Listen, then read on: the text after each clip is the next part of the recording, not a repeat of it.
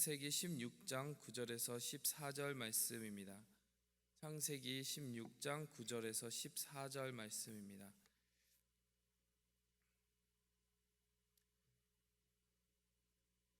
여호와의 사자가 그에게 이르되 내 여주인에게로 돌아가서 그 수하에 복종하라. 여호와의 사자가 또 그에게 이르되 내가 내 씨를 크게 번성하여 그 수가 많아 셀 수 없게 하리라. 여호와의 사자가 또 그에게 이르되 내가 임신하였은즉 아들을 낳으리니 그 이름을 이스마엘이라 하라. 이는 여호와께서 내 고통을 들으셨음이니라. 그가 사람 중에 들나귀 같이 되리니 그의 손이 모든 사람을 치겠고 모든 사람의 손이 그를 칠지며 그가 모든 형제와 대항하여 살리라 하니라. 하갈이 자기에게 이르신 여호와의 이름을 나를 살피시나 하나님이라 하였으니 이는 내가 어떻게 여기서 나를 살피시나 하나님을 배웠는고 함이라. 이러므로 그 샘을 부엘라헤로이라 불렀으며 그것은 가데스와 베렛 사이에 있더라. 아멘. 여러분, 하나님을 섬기고 나아가는 신앙인의 가장 큰 복이 무엇입니까? 그것은 하나님께서 책임지시는 하나님이라는 사실입니다. 창세기 15장에서 우리가 살펴봤듯이요, 횃불 언약을 통해서 하나님이 다시금 확인시켜 주신 것이 무엇입니까? 횃불 언약이 상징하는 바와 같이 그 쪼갠 고기 사이로 지나가는 언약의 주체가 자신의 생명까지도 어떠한 대가까지도 치를 준비가 되어 있다. 그럼으로써 그 언약을 완성할 책임을 지겠다라는 확신한 약속을 아브라함에게 보여주신 것이다. 이 말씀을 나눈 적이 있습니다. 하나님은 책임지시는 하나님입니다. 그런데요, 우리가 때로는 책임을 충분히 지지 못한다라는 것이 문제 상황으로 발생할 때가 있습니다. 오늘 아브라함의 가정, 지난 시간에 살펴보았던 그 아브라함의 가정의 문제가 바로 그 문제였습니다. 책임을 충분히 지지 못하는 인간이 책임지시는 하나님과 함께 동행할 때 어떠한 일이 벌어질 것인가, 오늘 본문 말씀을 통해서 살펴볼 수 있는 부분이 있다라는 것이죠. 오늘 본문 말씀에 참 여러 가지 역기능적인 상황이 발생하고 있습니다. 하갈과 아브라함과 사레 사이에 아주 뿌리 깊은 아픔과 서로 상처 주는 고통의 일들이 일어나고 있습니다. 왜 그렇습니까? 책임지려 하지 않기 때문입니다. 오늘 하갈의 모습을 볼까요? 하갈의 숙제는 무엇입니까? 자신의 주인을 멸시하고 은혜를 생각하지 않으며 그에 대한 반성이 없었던 것입니다. 그런 자신이 고통을 사레에게 주었던 것을 생각하지 않고 그 책임을 회피하고자 광야로 도망쳐 나왔습니다. 그럼에도 불구하고 하나님이 찾아주셔서 오늘 이 복된 은혜와 축복의 말씀을 주시기는 합니다. 하지만 하갈에게는 엄연히 풀어야 될 숙제가 있었다라는 것이죠. 여러분, 아브라함에게는 그런가 하면 어떤 숙제가 있었습니까? 하갈이 낳게 될 그 아이는 엄연히 말하면 자신의 아이이기도 한 것입니다. 그렇기 때문에 그의 생명을 보호하고 아껴주고 또 양육해야 하는 그런 책임이 있었음에도 불구하고 하갈은 도리어 사레가 학대하는 것을 그대로 방치해버렸습니다. 사레가 하갈을 학대하도록 내버려 둔 것이죠. 하갈과 사레와의 그 갈등 조정해야 하는 가장으로서의 역할도 유기하고 방관한 모습을 보여주고 있습니다. 그런가 하면 사레가 풀어야 될 숙제는 지난 시간까지 무엇입니까? 사레 역시 하갈을 통해 자손을 낳고 싶다. 아브라함과 자기 사이에 정말 생물학적으로 자녀를 가질 수 있는 가능성이 없어졌기 때문에 사레를 대신하여 하갈이 아브라함과 동침하여 자녀를 낳게 되면 그 자녀를 우리 자녀로 치자. 이 계획을 누가 내었습니까? 이해할 수도 없고 납득할 수 없는 계획을 사레가 내지 않았습니까? 그런데 그 사레가 지금 자신이 계획한 대로 아이를 잉태해버린 하갈을 학대하고 있는 것 아니겠습니까? 여러분, 사레는 학대를 하면서 책임을 유기하고 있고 아브라함은 그 학대를 방관하면서 책임을 유기하고 있고 하갈은 주인을 멸시하면서 자신의 본분을 잊고 있는 것입니다. 정말 책임지시는 하나님, 정말 너무나도 책임감이 많으신 하나님 앞에서 인간의 이 부족함이 여실히 드러나는 장면이라는 것이죠.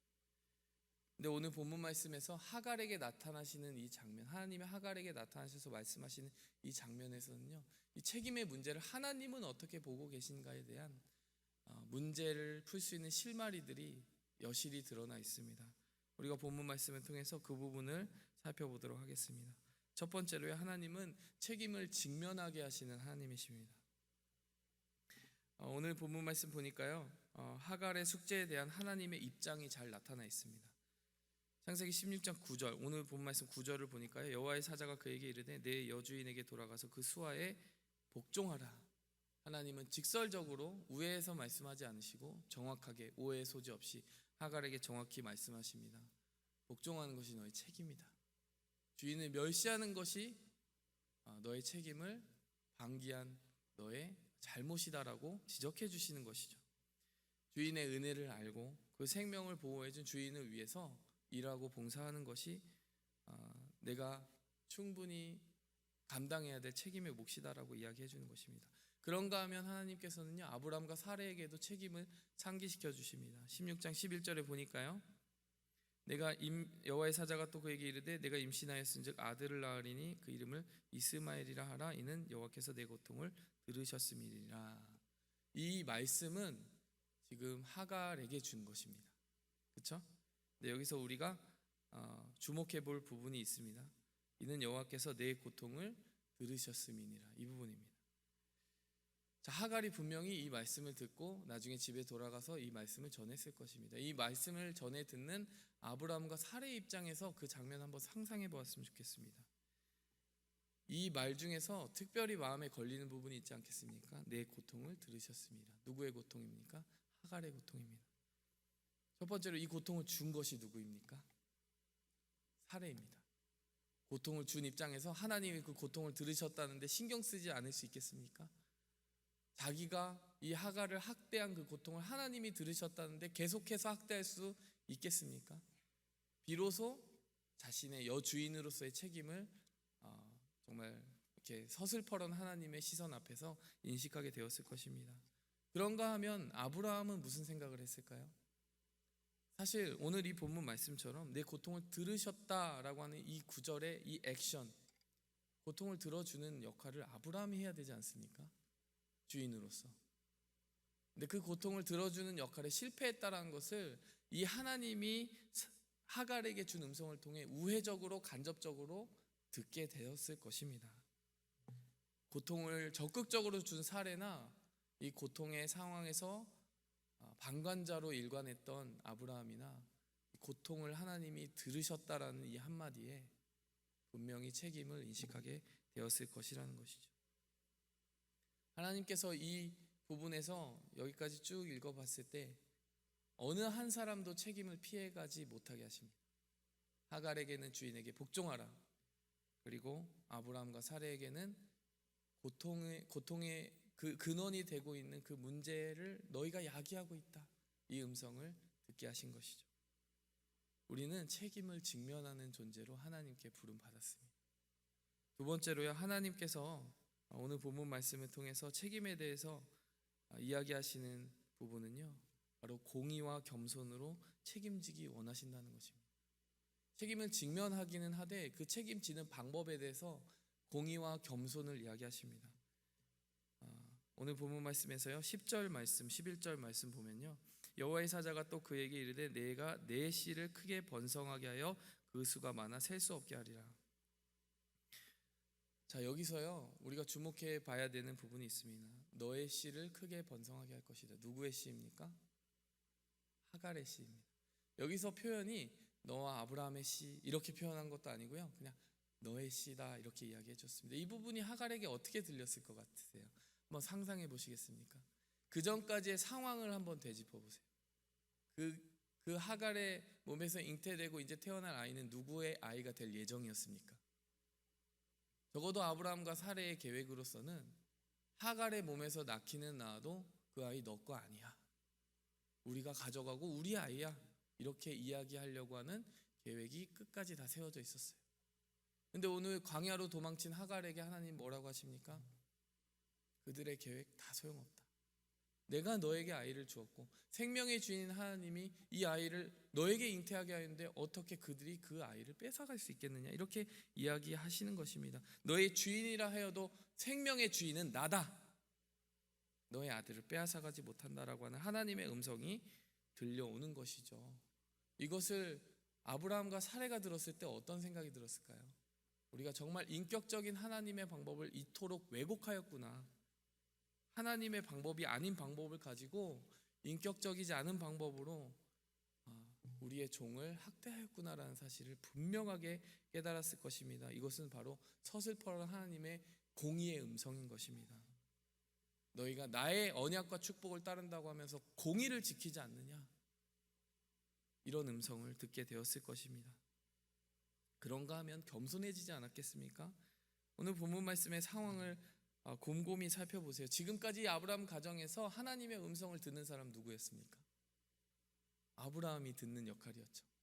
그런가 하면은 이 본문 말씀, 이 아브라함의 가정에서요, 하나님의 음성을 지금까지 한 번쯤은 들었어야 하는 사람인데 한 번도 직접 들은 적은 없는 사람이 있습니다. 누구죠?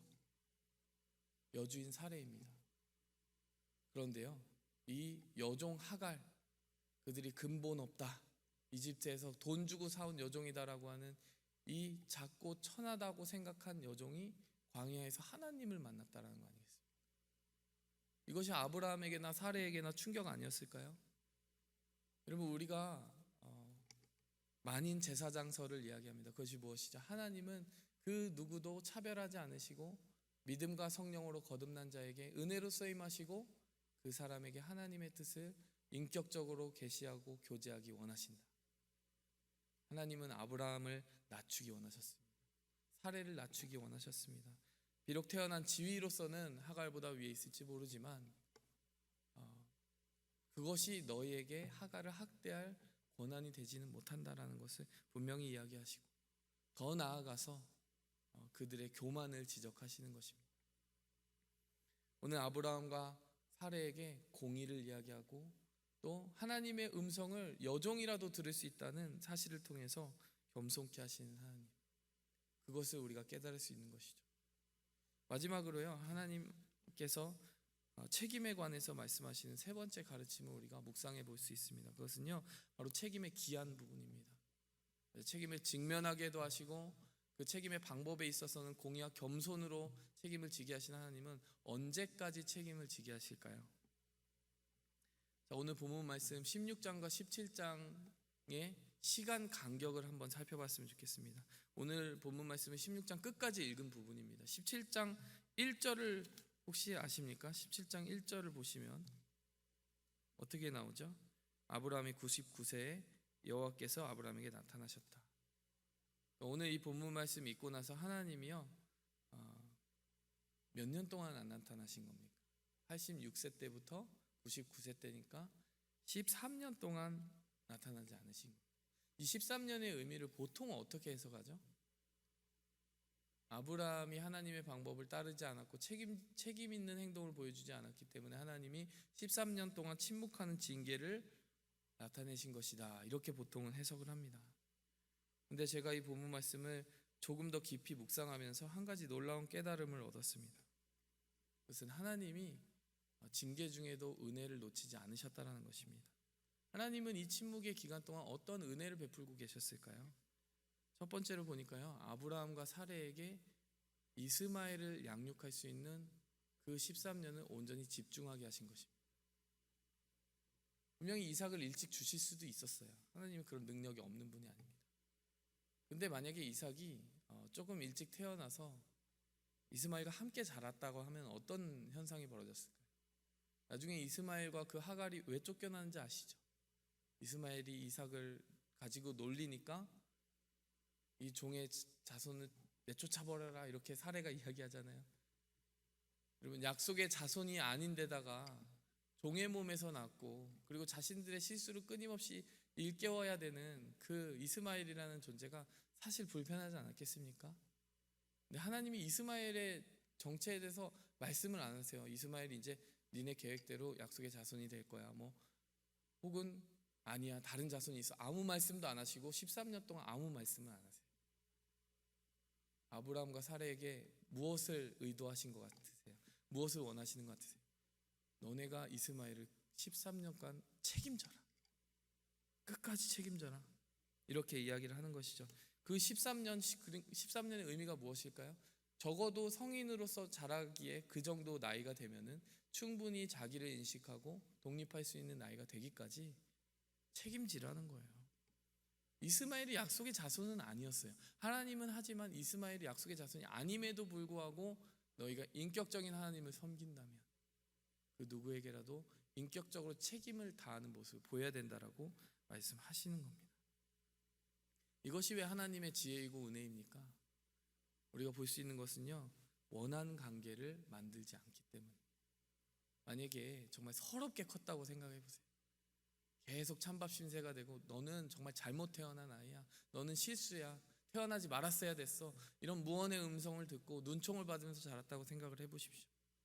나중에 아브라함과 사레가 세상을 떠나고 나서 과연 이스마엘과 이삭, 그들의 자손들은 어떤 관계를 맺게 되었을까? 그야말로 철천지 원수가 되지 않았겠습니까? 그리고 그것이 얼마나 이삭에게 큰 고통을 주었겠습니까? 하나님이요, 이스마엘을 보호하신 것은 너무나도 지혜롭고 은혜롭게도 이삭을 보호하려는 방편이었다는 것입니다.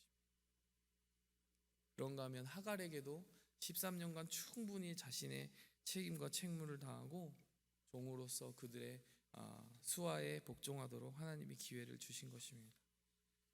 오늘 본문 말씀 보니까 하나님 너무 지혜롭지 않으십니까? 하나님 너무 인격적이지 않으십니까? 하나님 책임을 직면하라 하시고 공의와 겸손을 지키라 하시고 그리고 끝까지 책임을 다하라고 이야기하십니다. 오늘 본문 말씀 보면 그 누구의 손도 일방적으로 들어주지 않으셨습니다. 학대자에게는 학대자에게, 방관자에게는 방관자에게, 멸시자에게는 멸시자에게 하나님은 책임의 분량을 다하라고 이야기하십니다. 오늘 본문 말씀 통해서요, 우리가 하나님의 성품을 볼 수 있습니다. 정말 정확하시고 부드러우시고 은혜와 긍휼이 풍성하신 이 놀라운 하나님을 우리가 섬기고 있습니다. 이 기쁨을 가지고 나아가서요, 우리 삶을 돌아봤으면 좋겠습니다. 은혜 안에서, 진리 안에서 풍성해지는 하루가 되기를 바라면서 우리 함께 기도하도록 하겠습니다. 하나님 아버지, 감사합니다. 오늘도 우리에게 은혜로 진리로 임하여 주시는 주님의 사랑을 발견하게 됩니다. 너무나도 책임지시고 인격적이시고 또 진리에 풍성하신 주님, 우리는 때로 책임지지 못하고 거짓되며 공의롭지 못합니다. 하나님, 그러한 우리라도 용납하여 주시고 약속의 자손이라 하여 주시고 믿음의 아비로 삼겠다고 말씀하여 주시니 감사합니다. 우리가 그 하나님의 음성을 듣게 하시고 변화되어 열매 맺게 하여 주시옵소서. 이 모든 말씀 예수 그리스도의 이름으로 기도하였습니다. 하늘에 계신 우리 아버지여, 이름이 거룩히 여김을 받으시오며 나라의 임하옵시며 뜻이 하늘에서 이룬 것 같이 땅에서도 이루어지이다. 오늘날 우리에게 일용할 양식을 주옵시고 우리가 우리에게 죄 지은 자를 사하여 준 것 같이 우리 죄를 사하여 주옵시고 우리를 시험에 들게 하지 마옵시고 다만 악에서 구하옵소서. 대개 나라와 권세와 영광이 아버지께 영원히 있사옵나이다.